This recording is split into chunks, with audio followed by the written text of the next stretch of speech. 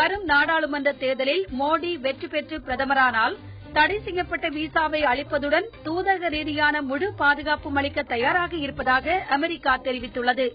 அடுத்த பிரதமர் யார் என்ற போட்டியில் மோடி முன்னிலையில் உள்ளதை அமெரிக்கா சுட்டிக்காட்டியுள்ளது. எனவே உயர்நிலை தலைவர் என்ற முறையில் அவருக்கு A1 விசா வழங்க தயாராக இருப்பதாக அமெரிக்க நிர்வாகம் அறிவித்துள்ளது. நாடாளுமன்ற தேர்தலை முன்னிட்டு தமிழகம் மற்றும் கேரள எல்லைப் பகுதியில் பாதுகாப்பை பலப்படுத்துவது குறித்து இரு மாநில காவல்துறையினரின் ஆலோசனைக் கூட்டம் நடைபெற்றது. பதட்டம் நிறைந்த பகுதிகளில் பாதுகாப்பை பலப்படுத்துவது குறித்தும் எல்லைப் பகுதிகளில் சமூக விரோதிகள் ஊடுருவலை தடுப்பது குறித்தும் இந்த கூட்டத்தில் ஆலோசிக்கப்பட்டது.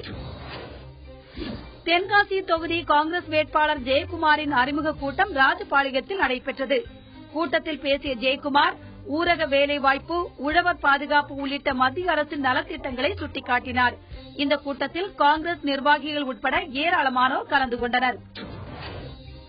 விழுப்புரம் மாவட்டம் திண்டிவனம் அடுத்த முருக்கேரி கிராமத்தில் அதிமுக பிரமுகருக்கு சொந்தமான கட்டிடத்தில் பதுக்கி வைக்கப்பட்டிருந்த வெளிநாட்டு மது பாட்டில்கள் பறிமுதல் செய்யப்பட்டன. மேலும் அதிமுக பிரமுகர் கைது செய்யப்பட்டார். விழுப்புரம் மாவட்டம் உளுந்தூர்பேட்டையில் சூதாட்ட விடுதியில் சோதனையின் போது போலீசார் விரட்டிச் சென்றதில் ஒருவர் மர்மமான முறையில் உயிரிழந்ததாக கூறி உறவினர்கள் மருத்துவமனையை முற்றுகையிட்டு போராட்டத்தில் ஈடுபட்டனர். உடலை வாங்க மறுத்த உறவினர்கள் சம்பந்தப்பட்ட காவல்துறை அதிகாரிகள் மீது நடவடிக்கை எடுக்க வேண்டும் என்று வலியுறுத்தியுள்ளனர். இதனையடுத்து மருத்துவமனை பகுதியில் ஏராளமான போலீசார் குவிக்கப்பட்டுள்ளனர்.